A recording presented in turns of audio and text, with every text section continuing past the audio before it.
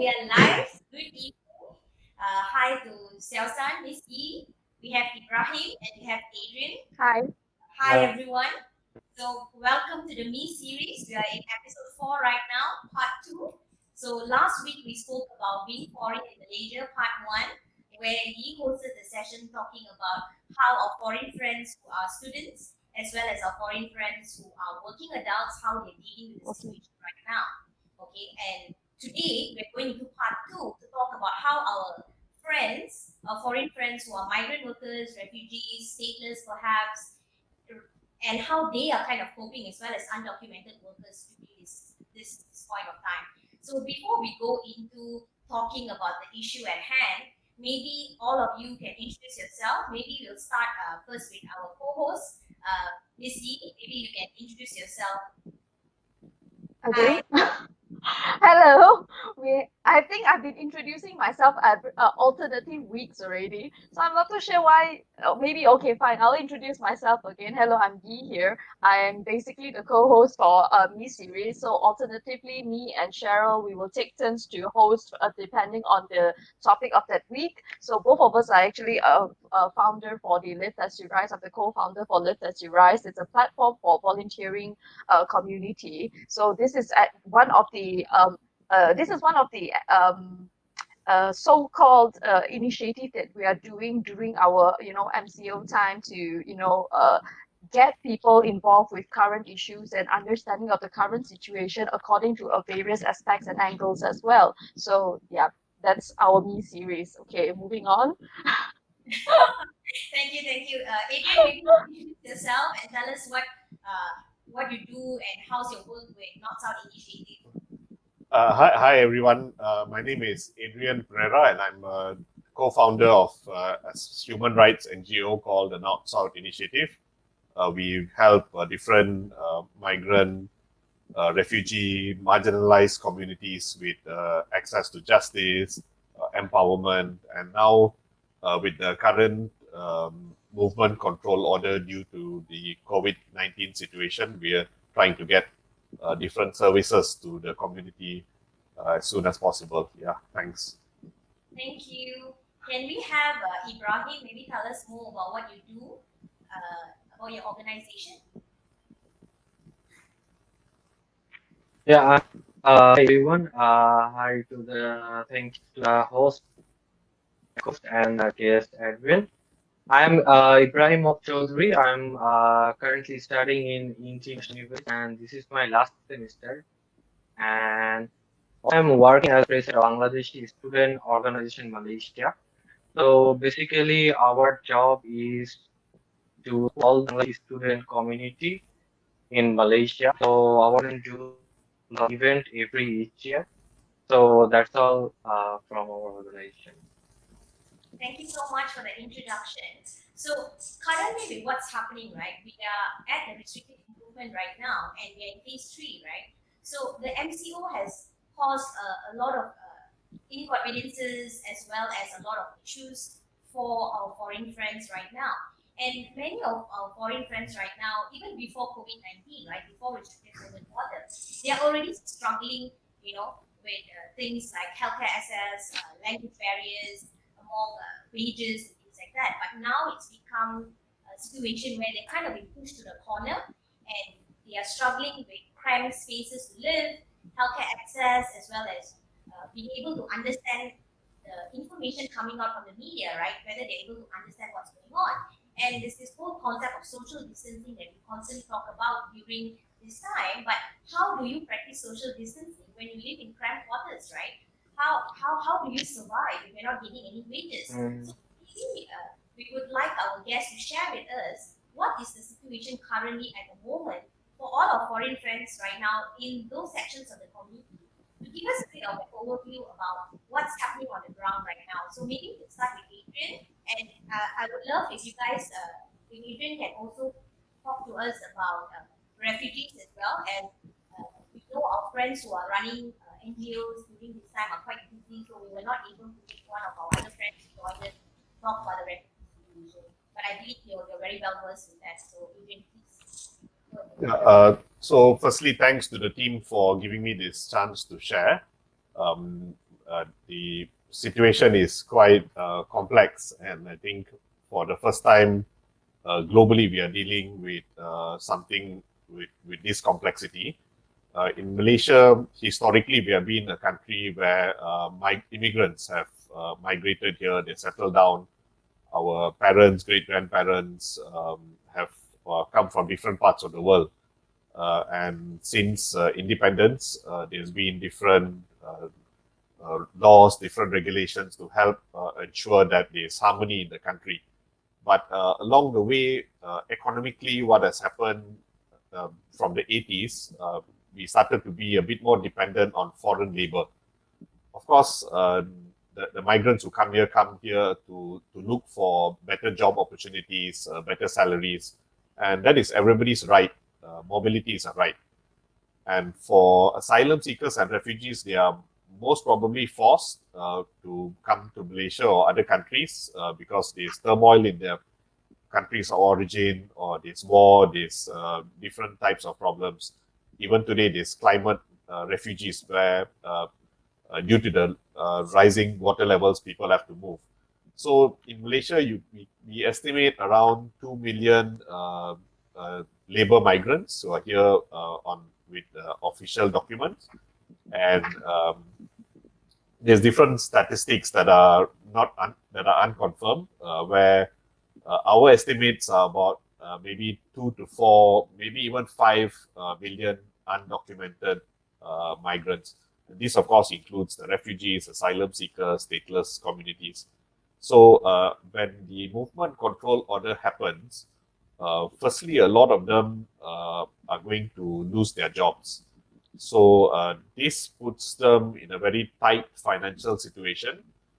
They're not only they're not able to feed themselves, their own families back home.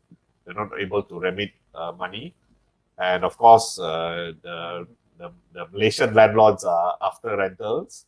So I hope to all my Malaysian friends, if you are renting out your house or your apartment to a foreigner or a migrant or a refugee, please give them, if you can waive it, God bless your good soul. But if you can't, please don't pressure them, because the anxiety can kill.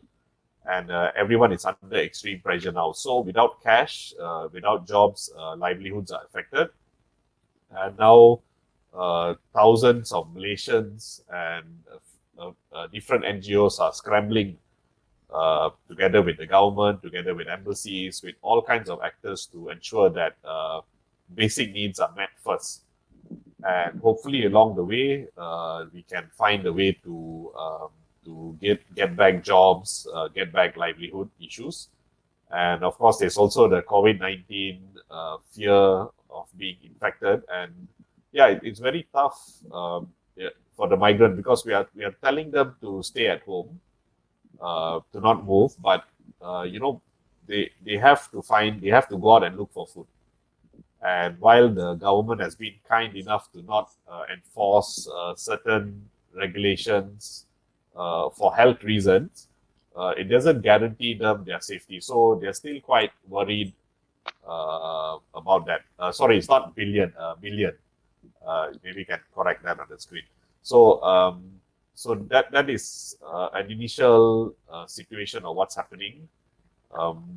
Some industries have been given special permission to operate, and I think Malaysia has been a global producer of gloves, rubber gloves, for example. So they have been allowed to operate. Certain industries which are essential services are also given permission. So Malaysians and migrants have to go back to work in these sectors, and so far we have not been able to monitor. We are doing some monitoring, and there are some companies which are complying, but we have also heard stories that companies are also not complying. And what I'm really afraid of, which will happen now, is we have kind of like noticed some companies are taking advantage of the movement control order to not pay salaries. And I personally have had 2 complaints where salaries were not paid from February, which was way before the MCO, and even from December. So there's some industries which are very controversial, and I think Malaysia till today is quite infamous for being a perpetrator of forced labor. I hope together we can resolve this situation. Yeah, and that's my brief sharing. Thank you, thank you. Thanks, Adrian. I think you've given us a real good picture of what's happening on the ground as well as what's happening prior to COVID-19, right? A lot of circumstances have become even worse, and sometimes there is opportunity for people who are opportunists to take advantage of the situation and make things worse for the migrant workers. So these are things we should definitely keep in mind. Ibrahim, over to you, Ibrahim. So can you tell us when you went out in helping and volunteering, right? You're mentioning to me. Can you maybe tell us your volunteering experience as well as you're working together with TUC you mentioned, right? So maybe you can explain further about that collaboration and Yeah. what's going on as well. Okay. Basically, as I'm the president of Bangladesh Student Organization in Malaysia. So basically, our focus is student. Actually, basically, we are looking for the migrants. Basically, we are getting a lot of messages and every day. So we have to actually do the migrants. First of all, the thing is, actually, Malaysian government is taking care of the international students because all the hostel things are getting out or the food. But the another issue we have got is like are off campus. They are mostly not getting any food or any kind of voucher or money. So I'm not sure about that. Why the in-campus getting the food or why the out-campus students are not getting the so that is one thing we are of talking from the international student. And the another thing, some of the students are want to back then, but due to the MCO and even effect of Bangladesh, so shut down all the airports and like see this thing is happening because still the international student all being in their home country because all the or process of the money transfer is not that much more easier before. So really, there is in the country, they are reducing every day. So basically, it's going to be a big trend, I think, next 20 days. So, student, I think this two issue is going to be a big problem. And say for the volunteer part, here Union Congress as a volunteer. So we every day we go distribute food for the Bangladesh. So basically, Bangladesh Embassy and NTUC working together to reach 46 thousand people. So basically, Bangladesh Embassy provide a online forum. So they got reached like 46,000. So every day hard to reach all of them. But the problem, there are some problems we are not capable to give food to the huge amount of people. One is the problem is we are not enough volunteer. Second is the transport problem, and third is worker. So every day we are suffering from the of voluntarily. So I would say everyone there they can actually help to the migrants. So actually, to see, I'm not sure, but yeah, You're not sure of what, Ibrahim? Maybe you can elaborate further. yeah, I'm not sure. is working only for Bangladeshis or also for different countries or embassies. As far as I know, is Philippines, India embassy to their people, but I'm not sure about our neighbors country like India, Pakistan. So I'm not sure about them actually. Okay. If both of you can sum up, right, what are the three main challenges faced by migrants the most? I mean, because definitely there's many challenges, right? So what is the three major challenges faced that needs to be tackled first when we look at the situation currently? Adrian, maybe you can comment on that. Okay. Yeah, I mean, urgently, currently, the food security is seems to be the highest priority and urgency because the migrants don't really have um, good cash flow, and most of the savings are sent abroad to their families, which are also living in difficult conditions. So I think currently the most urgent thing is groceries and their food security. Um, Secondly, of course, is their health concerns. So living in very close proximity with each other and in conditions which are not really formal. Some of many migrants who are in the informal or undocumented, they live in kongsis. So the conditions of health and their safety is also something that's very quite urgent. Yeah.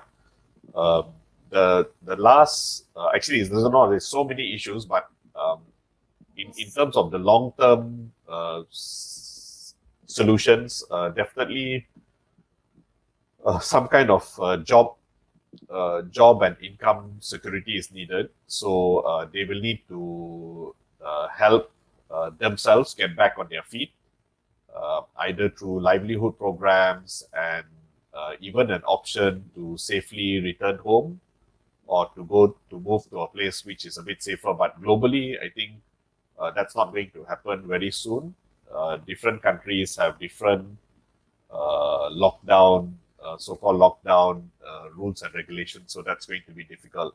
So while the migrants and asylum seekers and refugees are here, they need some kind of labor security, and that's where the different trade unions can help to monitor whether the employers are retrenching them according to the law, according to regulations, or they are just being chucked aside.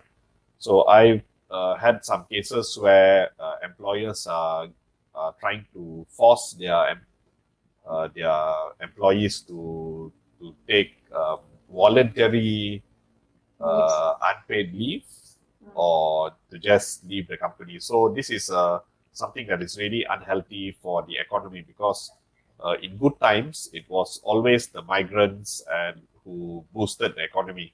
Yeah. These were the guys who were working 12 to 16 hours a day every Sunday, every public holiday. And now, the moment we are in crisis, we shouldn't just dump them. And that's the thing. That's my basic initial concerns, which I think needs a bit urgently to be addressed urgently. Yeah. As I think from the yeah, Yeah, I think I can imagine as well because most of the time, usually companies, especially when they really need resources, these are the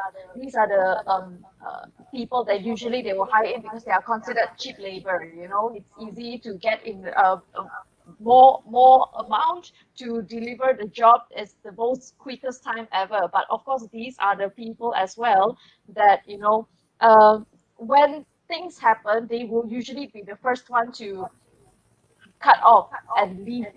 So I can truly imagine that what is the current situation that they are actually facing at. yeah. Yeah. Thank you so much. Maybe Ibrahim can tell us what do you think are the three major challenges Yeah. you have noticed.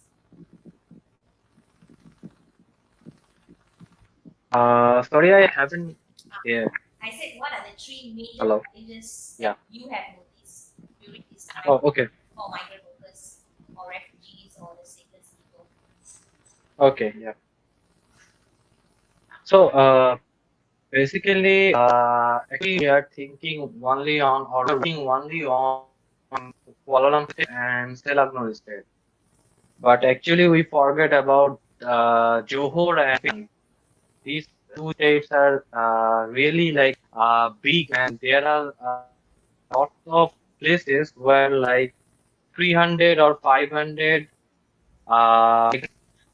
in one place, like a construction from even though from them also.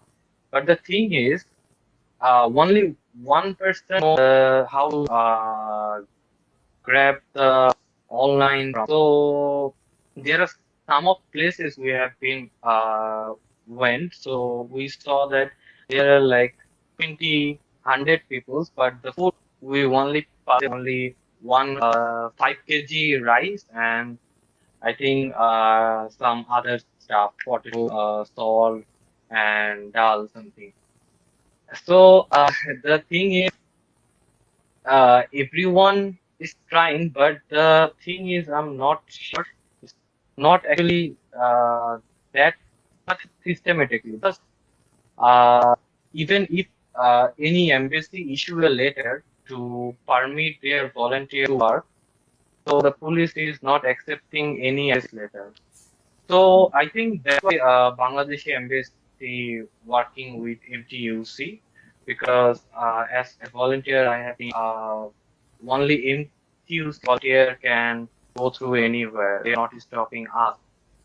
So but because the amount is huge, so people should work. So they must. I think embassy, the police should uh, the police should take the embassy's letter and give the permit, I think. And another thing, what we have gone through is like there are some migrants who are actually but somehow they managed to got passport or visa, but they have no like any documents or anything.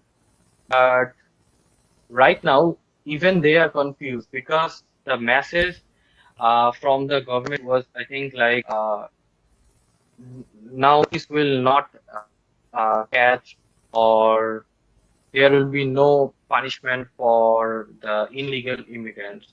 So they are hidden somewhere and like when you're reaching they say like there are 300 people or 500 people. And even I think Mr. Adrian also raised that about payment. So a lot of companies, there are companies are not paying to their workers. So I think after if the MCO I think extend next time like 10 days, 20 days, I think 20% of Bangladeshi migrants or 30% even, I'm not sure, they will I think sleep without any food. I'm sure on this because there are a lot of migrants from Bangladesh. So actually, right now, even there are some NGOs and some Bangladeshi community also want to help them, but they are not getting any permit or any support from embassy.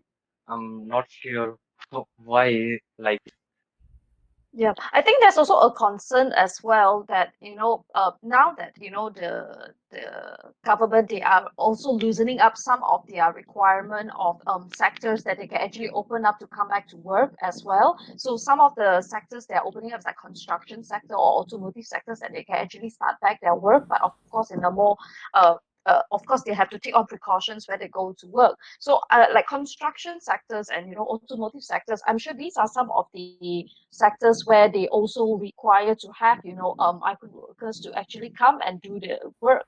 Question is, are they given actually the mm, letter to actually go to work? That's the question. Are they given the permit to actually go to work with an official letter from the company? Is that given?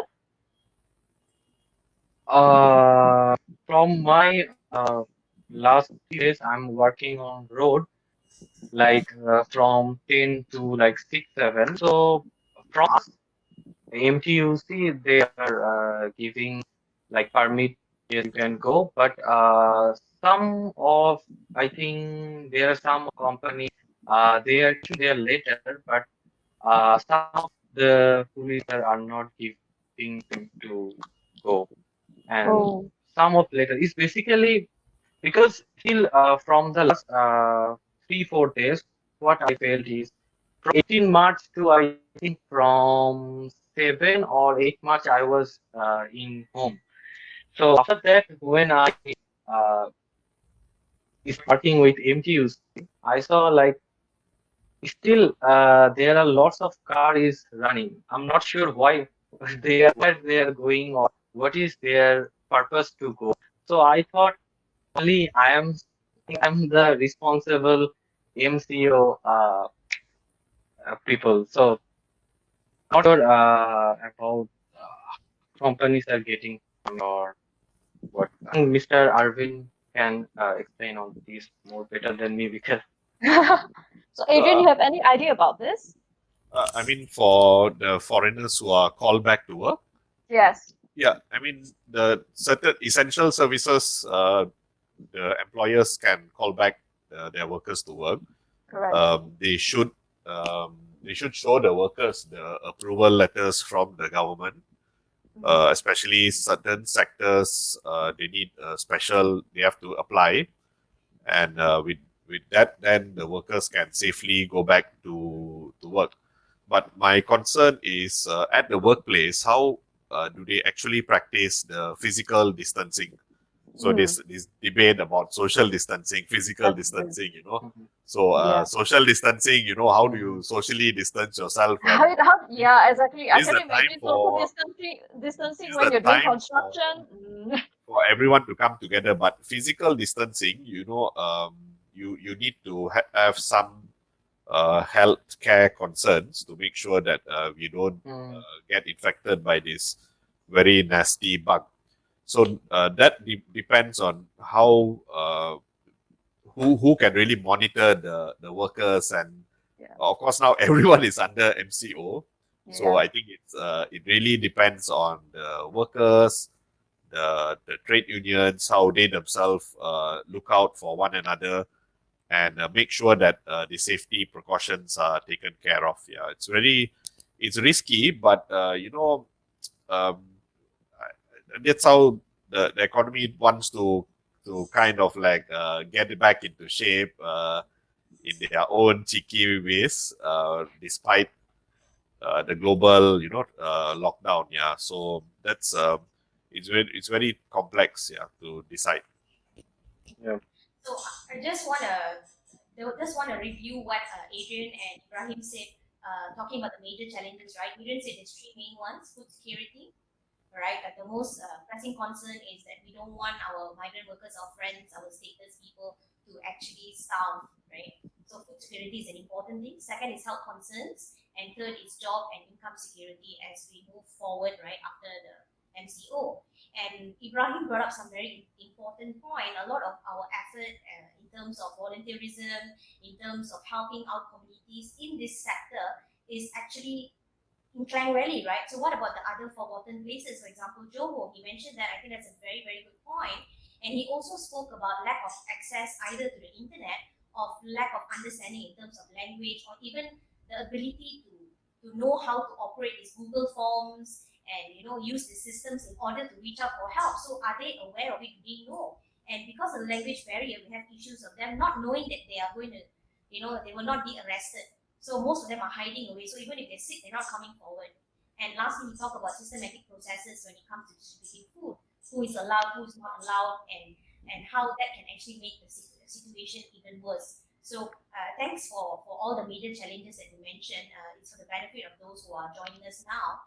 Next, we want to look at what do you think or what has been currently done in terms of response plan by your organization.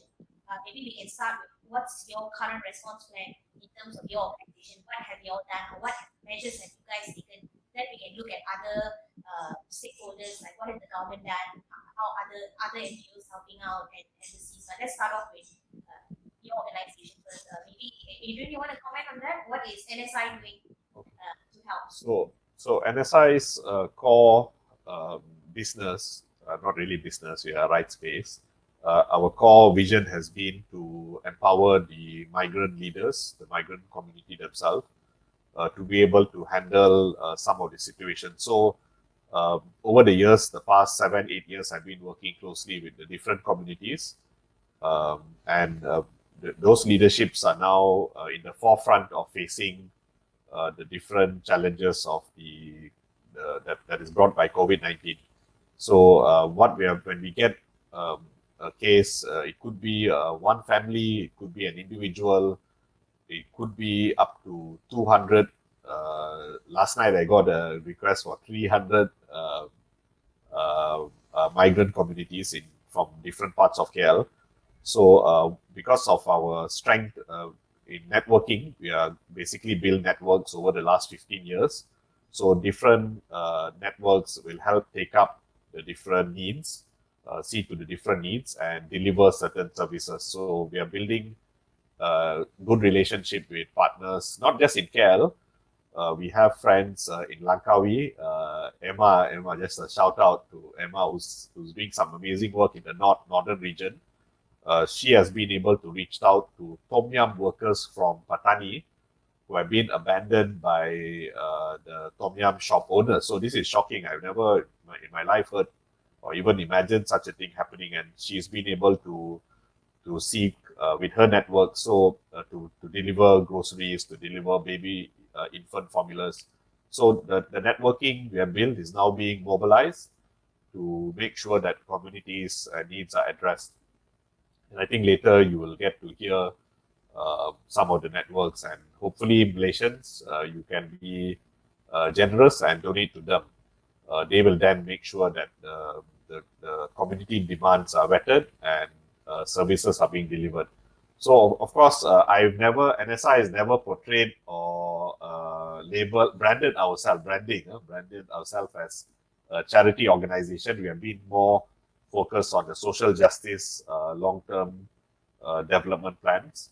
But now with the current need, we are using the same social justice formula, but in an empowering way to make sure that the leaders are able to take up this task and serve the community. Yeah. So that's a brief of what NSI is doing. Thank you so much, Adrian. Then we have Ibrahim comment on what your organization, the student organization, right? What are they doing to help during this situation? Okay.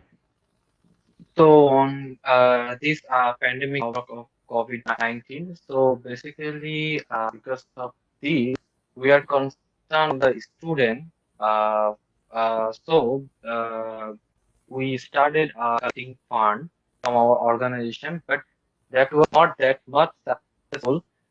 So currently we are planning to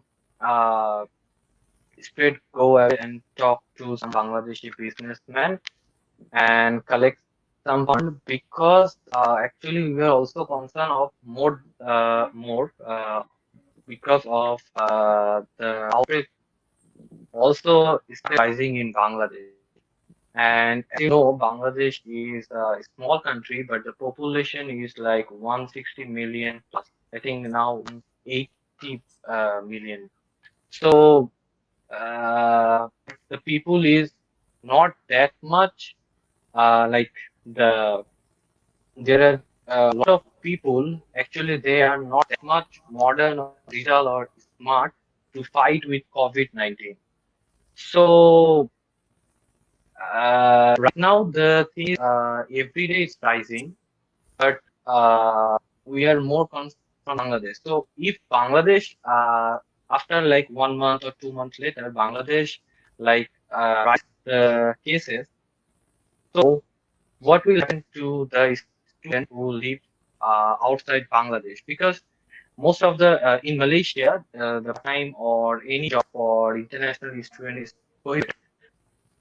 So actually, what will happen? Because uh, how many months like we can actually survive without our parents' money or without someone help? Like we are, if we are, you are donating or someone donating, like 2 months to help someone. After that, what will happen? After that, how we will survive? So we are concerned on that point basically because the recovery rate is very good in Malaysia, I have to say, from the other parts of the world. So this thing will happen, I'm sure. Like Bangladesh is rising every day. So I think in next 20 days, I hope it will not come, but maybe 1,000 plus or 2,000 cases per day we see in Bangladesh. So our organization is working on funding and also we are volunteering to help the migrants with MTUC and Bangladesh embassy. So far, we're doing these two events. And also there are hotline number for students. They can contact us through WhatsApp or they can even message us on our Facebook. Okay, that's a very good point that you mentioned when you're talking about. I like what you said about how many months are people going to help, right? Or maybe once, maybe twice. How Yeah. sustainable is this, right? So moving forward, right? If this continues, for example, we started with 2 weeks. Now we are moving to another 2 weeks, right? And we're already in different phases as well. So what can we do moving forward to ensure that if this continues, what are some measures that we can take? I think this is definitely a very interesting point to ponder as we move on. And moving to that, right? Let's talk about what are some strategies or what are some things that we can do in order to help, right? But before we go there, maybe Adrian, you can enlighten us with what's happening in terms of the government. What is some response plans in terms? I understand that prior to this situation, you're on certain boards where you actually go and discuss about migrant workers and their fate and discussing with the government, right? So, what has there been any meetings or discussions recently due to the situation, and what is the response plan that the government is going to take or plans to take, or do you have any idea on where they're going in terms of from our side of Malaysia, right? I mean, the government is primarily focusing on the current health situation, trying to make sure Malaysians are healthy and can stay COVID-19 free. But they're also looking at the economic situation of at a micro level. So there was a stimulus package announced, and for me, it's quite unfortunate that in the package to help employers retain workers, it seems migrants don't qualify. The migrant workers or foreign workers don't qualify for that package. So this means that in the short term, it may seem that companies will have who are retrenching workers. The foreign workers will be the first to be let go. It's unfortunate, and I've raised these points in many meetings that in the past, migrants have been paying the levy, they've been paying different forms of tax. In whatever forms, they've paid different contributions when it comes to recruitment, and even the economic output is so high due to their contribution that there's actually enough cash by the migrants themselves to be able to subsidize themselves. They're not even asking for the Malaysians side of that. So I think in terms of the economic, at a macro level, Malaysia has to release some of that economic benefits for the migrants now to buffer the millions in need. So as Ibrahim said that, the long term, 2 months, 3 months, to be honest, if you look at the economics of it, migrants really don't need the charity of Malaysians. To be honest, that economic contribution and the money is already in the economic system flowing. It's just that the cash is locked in a system, and I think the government has to let go of the cash. It's in billions. It's not small amounts. It's in billions. The levy alone is in billions. So I think Ibrahim, you and the others, we're supposed to lobby to make sure that this allocation is released, and migrants and refugees will not have to beg any Malaysians for resource. They have the economic justice accumulated over many years, and we need to make sure that's released. Even for embassies, I think embassies they have to do much more. Migrants have sent in billions in remittance. Bangladesh remittance is one of the top economic contributors. Don't give 2-3 chickens, a packet of rice, some eggs to the migrants now. I'm sorry. This is the time you pump back the billions back to the migrants in whatever form, insurance or mechanisms for migrants to get. So I think in terms of long term, we still haven't, we have barely had that discussions. I hope the Malaysian government and foreign governments will listen to us what we are trying to say. Sadly, in all the economic stimulus package when it was proposed, and even the healthcare MCO, I don't think the rights-based NGOs were consulted. So I think that's something that needs to change. Yeah. Thank you so much, Adrian. That's really a good sharing.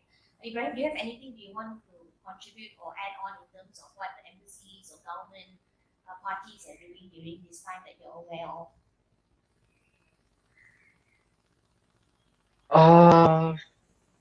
I will say everyone is trying and everyone should try. Like I think to help everyone basically, because everyone will be in trouble if the things happens to us. So there are some people, even they can ask for money or any support. There are a lot of middle class people.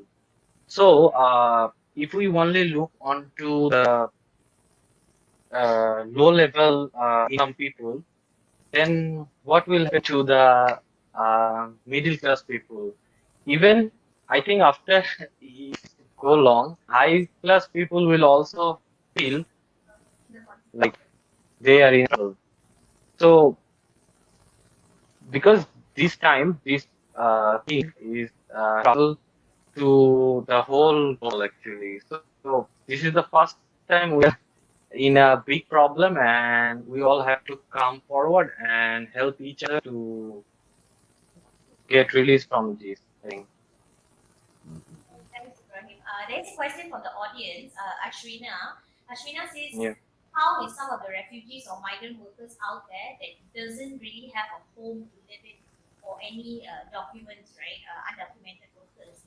Are they receiving any help or do they know how to reach out for help? Because I know in some countries, there are those who sleep by, in certain parks and things like that. But now because of the situation, I mean, they're homeless and because of the situation, they can't go to their usual places to look for help, and shelters and things like that also are not operating as well. So what kind of help is being given to them, or is there any help, or how do we reach out to them? Yeah, 2 weeks ago, there was a Nepali lady who was she set up a shed in one of the parks. I've never seen something like that before. In a the taman, she set up with a child, and she was I'm not sure how she was abandoned, but the neighbors called me, and we quickly tried to get a shelter for her. In very difficult times and difficult conditions. So it really depends on how the community keeps an eye open on those who are facing difficulty, because the community with whatever difficulty in terms of the literacy levels, in terms of the distance from the towns, they really wouldn't know who are the service providers. They wouldn't know how to use Google and look, oh, where's the local nearest NGO, where's the Google map. So sometimes for me, I always question technology. We are sending people to space and Mars. We can't even solve basic problems in the world. What are we doing? How is this technology actually being utilized, and for who? Is it for profiteering? Is it for the shareholders? But this is the time when we should use all the different types of technology and find ways to reach out to the community. So of course, some refugees and migrants, what they have been doing, they live in kongsis. Some create their own sheds and they live. If they come across a good Samaritan who can offer help, that's the only way that they can get help.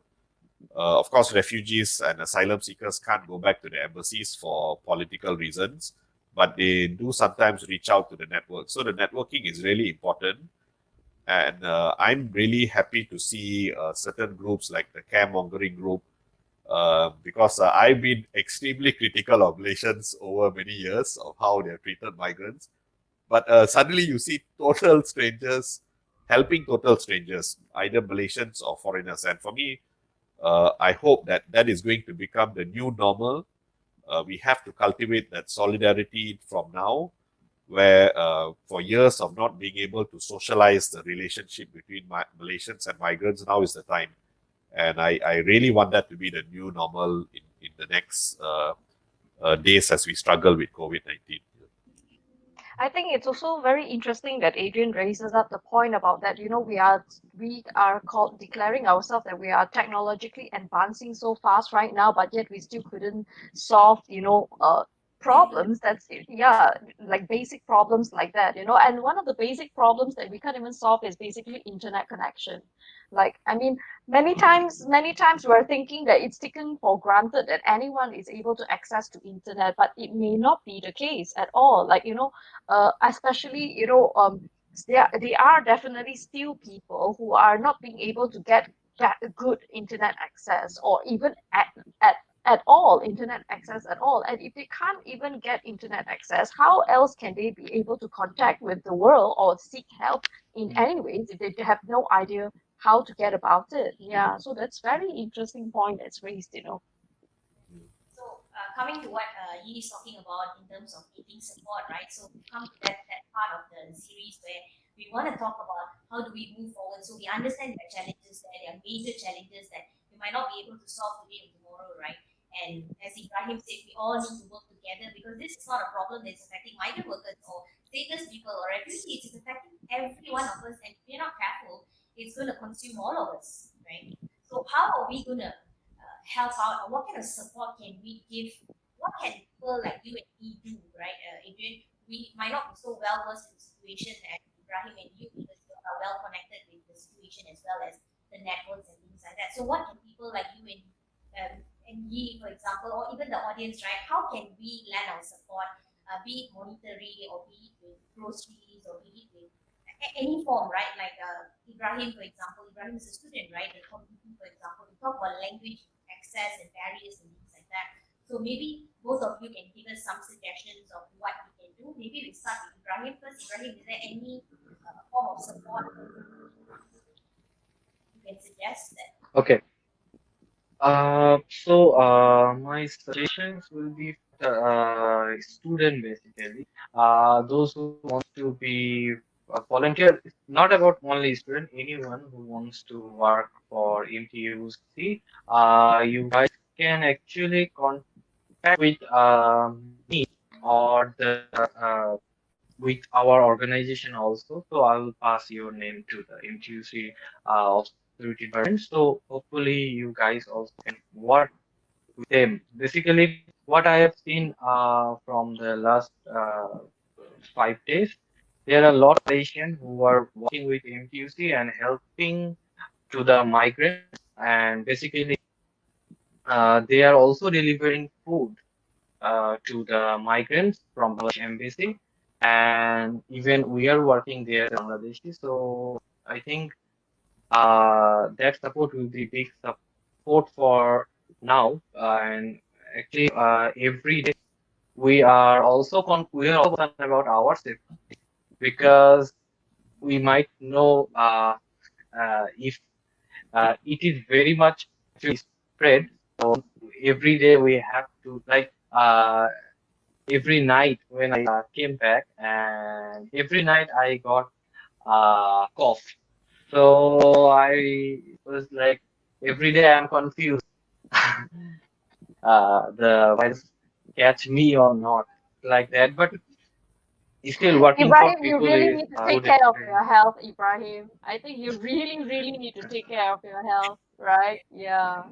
I can see that you, because you know of the passion and you going out to help, right? I think first and foremost, before you can help others, you have to make sure that you are in good health state as well. So take care of Yeah, yourself, really. Yeah.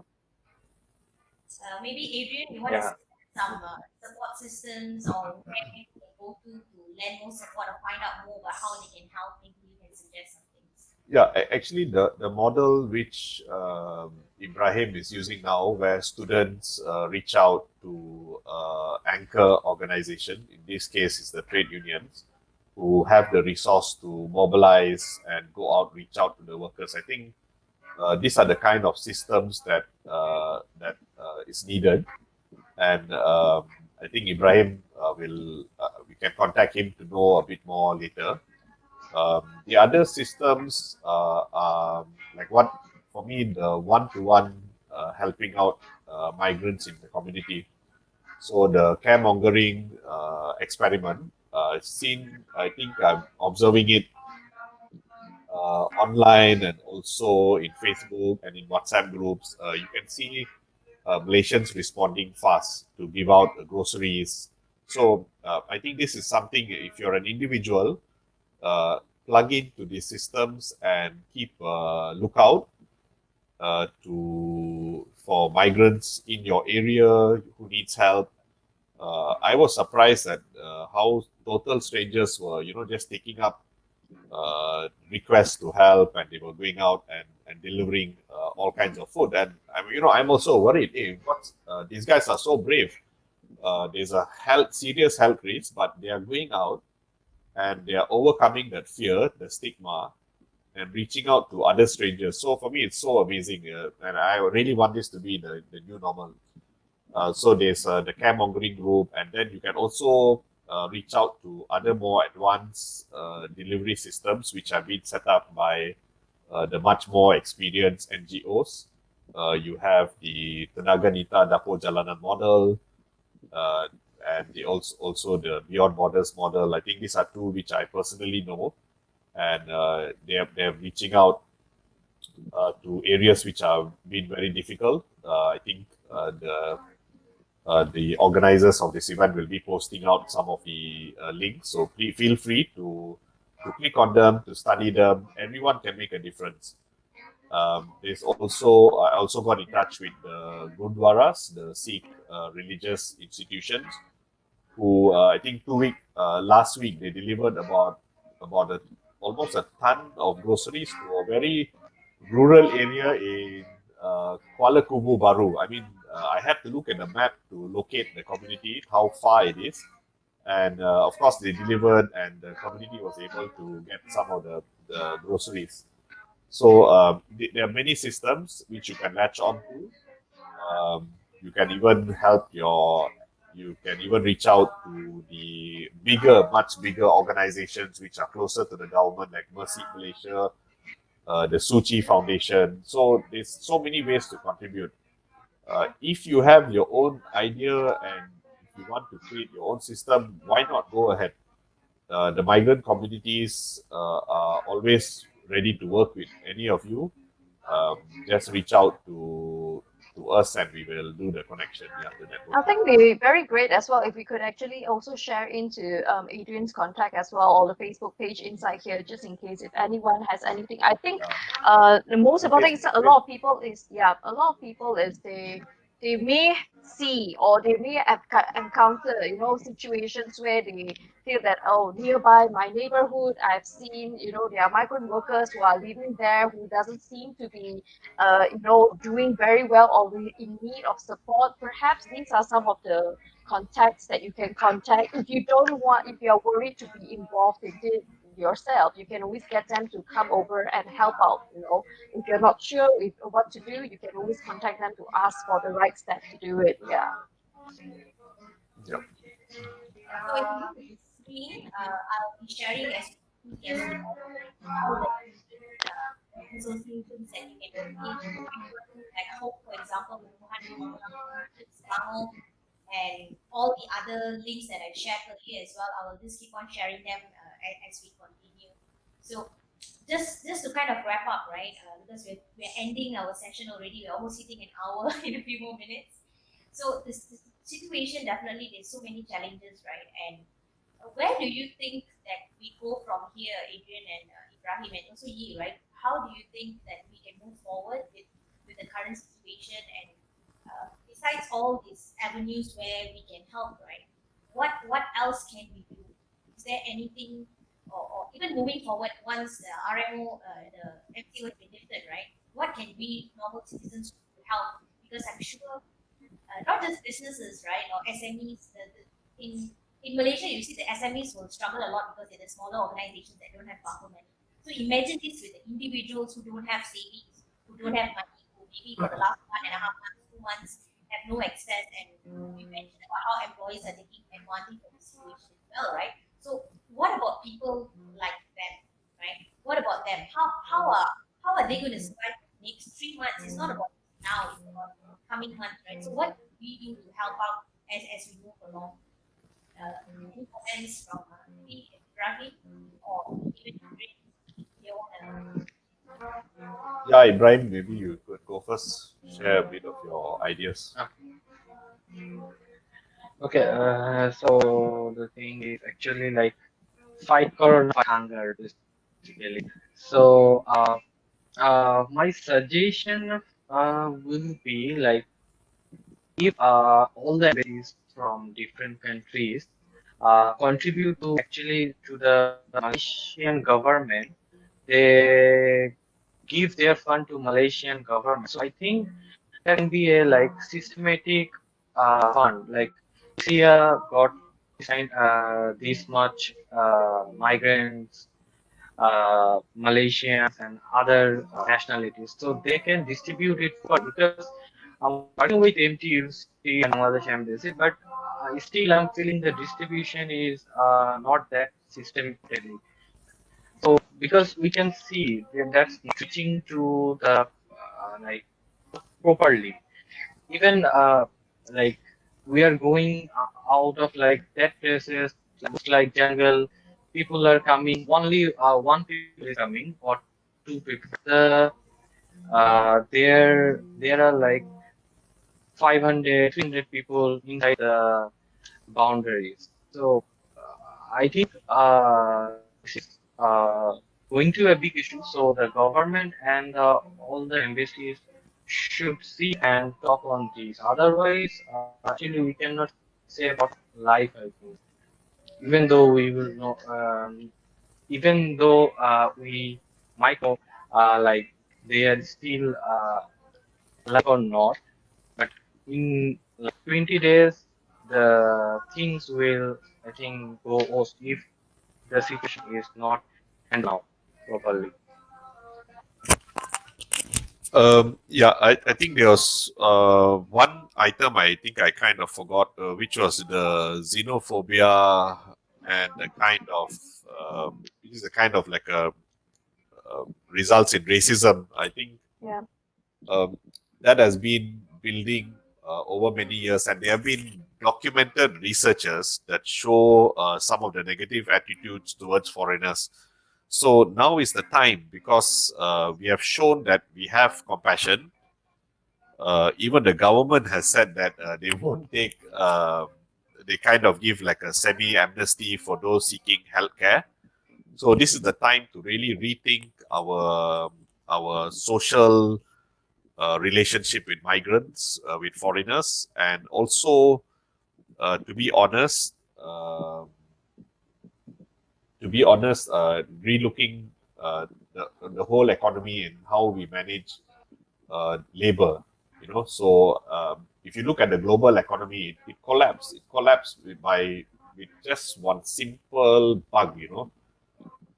So the global supply chain works in a very huge level, and I think we need to start thinking at how people, individuals, can be self-sustaining, how they can, grow their own vegetables, work with smaller farmers, work in a smaller community. So we have to build that solidarity at a micro level.